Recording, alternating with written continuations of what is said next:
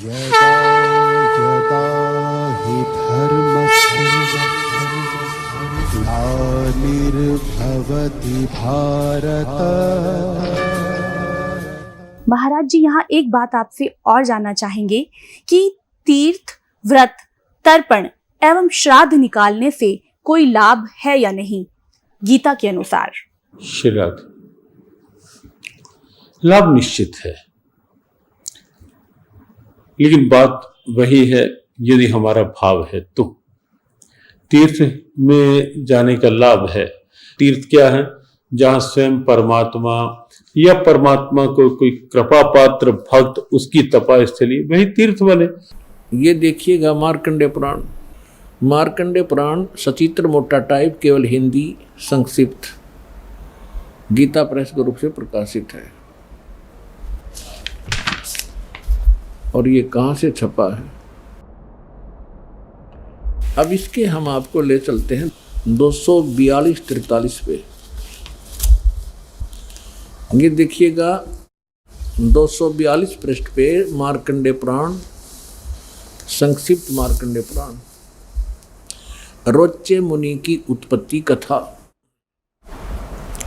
मार्कंडेय जी कहते हैं, ब्रह्मन पूर्व काल की बात है। प्रजापति रुचि, ममता और अहंकार से रहित इस पृथ्वी पर विचरते थे। उन्हें किसी से भय नहीं था, वे बहुत कम सोते थे। उन्होंने न तो अग्नि की स्थापना की थी और न अपने लिए घर ही बना रखा था।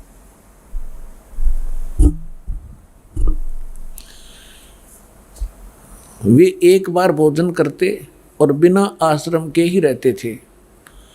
उन्हें सब प्रकार की आसक्तियों से रहित एवं मुनिवर्ती में रहते देख उनके पितरों ने उनसे कहा। पितर बोले, बेटा ये देखो, ये भूत दिख गए इसने, ये देखो, ये भूत दिखाई देंगे चारों। ये पिताजी, दादाजी और फिर दादा का पिताजी, दादा का परदादा जी, ये चारों भूत बन रहे ऋषि जी। अब ये क्या इंस्ट्रक्शन दे रहे हैं देखिएगा। पितर बोले, बेटा विवाह स्वर्ग और अपवर्ग का हेतु होने के कारण एक पुण्य में कार्य है, उसे तुमने क्यों नहीं किया? गृहस्थ पुरुष समस्त देवताओं, पितरों, ऋषियों और अतिथियों की पूजा करके पुण्य में लोकों को प्राप्त करता है। वह स्वाहा के उच्चारण से देवताओं को, श्रद्धा के शब्द से पितरों को तथा अन्नदान, बलि वैश्वदेव आदि से भूत आदि प्राणियों एवं अतिथियों को उनका भाग समर्पित करता है। बेटा हम ऐसा मानते हैं कि गृहस्थ आश्रम को स्वीकार न करने पर तुम्हें इस जीवन में क्लेश पर क्लेश उठाना पड़ेगा और मृत्यु के बाद और दूसरे जन्म में भी क्लेश ही भोगने पड़ेंगे। अब रुचि ऋषि कहता, पितृगण परिग्रह मात्र ही अत्यंत दुख एवं पाप का कारण होता है और तथा उससे मनुष्य की अधोगति होती है। यही सोचकर मैंने पहले स्त्री संग्रह नहीं किया। अब हम ज्यादा ना पढ़कर आपको अपने काम की बात पढ़ावांगे।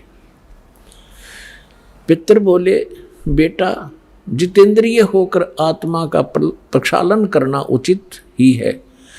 तुम जिस पर चल रहे हो वह मोक्ष मार्ग है। रुचि ने पूछा, पितामहो वेद में कर्म मार्ग को किसको, जैसे ने भी बताया था कि इन्होंने बताया था इन पितरों ने कि गृहस्थ पुरुष समस्त देवताओं, पितरों, ऋषियों और अतिथियों की पूजा करके पुण्य में लोकों को प्राप्त करता है। वह स्वाहा के उच्चारण से देवताओं को, श्रद्धा के शब्द से पितरों को, अन्नदान, बलि वैश्वदेव आदि से भूत और आदि प्राणियों एवं अतिथियों का उनको भाग समर्पित करता है। बेटा हम ऐसा मानते हैं, गृहस्थ आश्रम को स्वीकार ना करके तुमने जीवन में क्लेश पे क्लेश भोगने पड़ेंगे। भावार्थ है कि तो तुम ये श्राद्ध श्रुद्ध ना निकालता, ये निकाल है। अच्छा यूँ क्या कह रहा है फिर? ये कह रहे हैं कि जो तू लग रहा है ना, यूं तो है मोक्ष मार्ग। अब के पूर्वज कह रहे हैं कि जो तू लग रहा है वो मोक्ष मार्ग है, और हम बताओ वो नरक मार्ग में आ जा, तू मोक्ष मार्ग न छोड़ दे। ये देवता कह रहे कि पितर। देखो पितर बोले, बेटा जितेंद्रिय होकर आत्मा का प्रक्षालन करना उचित है, किंतु तुम जिस पर चल रहे हो तो मोक्ष मार्ग है। हरिभाम बतावांगे वो कौन सा मार्ग है। अब रुचि ने पूछा, पितामहो वेद में कर्म मार्ग को अविद्या कहा गया है। ये श्राद्ध श्रुद्ध निकालना, भूतों की पूजा करना, तेरहवीं करना, ये सारा कर्म मार्ग है, कर्म कांड है। वेद में कर्म मार्ग को अविद्या, मूर्खों का मार्ग कहा गया है। फिर क्यों आप लोग मुझे उस मार्ग पर लगाते हैं? पितर बोले, ये सत्य है कि कर्म को अविद्या ही कहा गया है, इसमें तनक भी मिथ्या नहीं। फिर क्या रह गया? अब इनकी अकल देखो, इनकी चोर ले गए इनकी अकल को, इन पितरों की, श्राद्ध निकलवाने वालों की। अब वो लड़का ठीक साधना कर रहा था अपनी वेदों के आधार से, और ये भी मानते हैं कि तू आप जो साधना करे तो मोक्ष मार्ग है, और नो क्या हमारे वाले में आ जा, तू कुएं में गिर पितर बने। और ये कह रहा है कि रुचि कह रहा है कि ये तो दो वेद में इसको मूर्खों की पूजा बताया है, अविद्या क्या है, और खुद भी मानते हैं हाँ ये बात तो सही है, इसमें कोई मिथ्या नहीं। फिर टट्टू रह गया, थोड़ा शर रह गया। क्या रह गया? जब वेद में रिजेक्ट कर दिया कि साधना नहीं करनी चाहिए, पितर पूजा, भूत पूजा। अब कहने का भाव ये है कि इन्होंने इस रुचि को डरा धमका के, अटबट सुना के, अब जिसके पहले वाले चार दादे परदादे पिताजी दिखाई दे जा, ये तो खैर बुद्धिमान व्यक्ति था, थोड़ा बहुत इसने तो अपना तर्क दे भी दिया। और आपको कोई चार दादे दिख जाए तो जब समर्पण कर दो, बोलो जी के को हो वही कर दूंगा।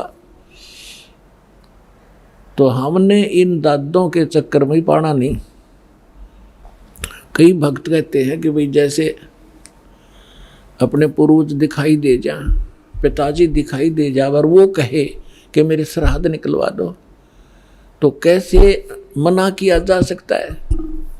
पुण्यात्माओं, तर्क के साथ विवेक से चलना पड़ेगा हमने। वो तो कुएं में गिर गए, अरे वो कह काजा बेटा तू भी गिर जा इस कुएं में, बुद्धिमान तो पड़ा नहीं। बुद्धिमान का कर्तव्य बनता है कुएं में गिरे हुए व्यक्ति को भी निकालने की चेष्टा करे, कोई ऐसा साधन खोजे, उसमें रस्सा फांस दे। तब उसने कहा आप भी पकड़ दो और बाहर आ जाओ, आपकी भी जान बचाए, मुझे क्यों मरवा रहे हो पिताजी? तो बुद्धिमत्ता इसमें होती है। अब कुएं में गिरे हुए व्यक्ति को निकालना चाहिए, ना कि भावुकता में छलांग लगा दे, दोनों मर गए फिरता है।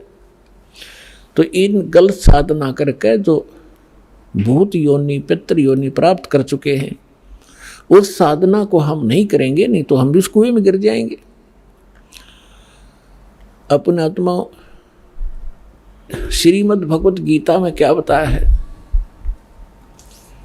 श्रीमद् भगवत गीता अध्याय नंबर 9 के श्लोक नंबर 25 में कहा है कि जो देवताओं की पूजा करते हैं देवताओं को प्राप्त होते हैं, और जो पितरों की पूजा करते पितरों को प्राप्त होंगे, पितर बन जाएंगे, और भूतों की पूजा करने वाले भूतों को प्राप्त होंगे, वह भूतों वाले ग्रुप में चले जाएंगे भूत बन के।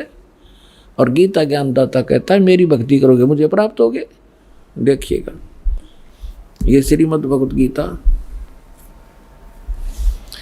गीता प्रेस गोरखपुर से प्रकाशित है, जयदाल गोविंद का इसके अनुवादक हैं। अध्याय नंबर 9 के श्लोक नंबर 25 को आपके रूबरू करते हैं। ये है अध्याय नंबर 9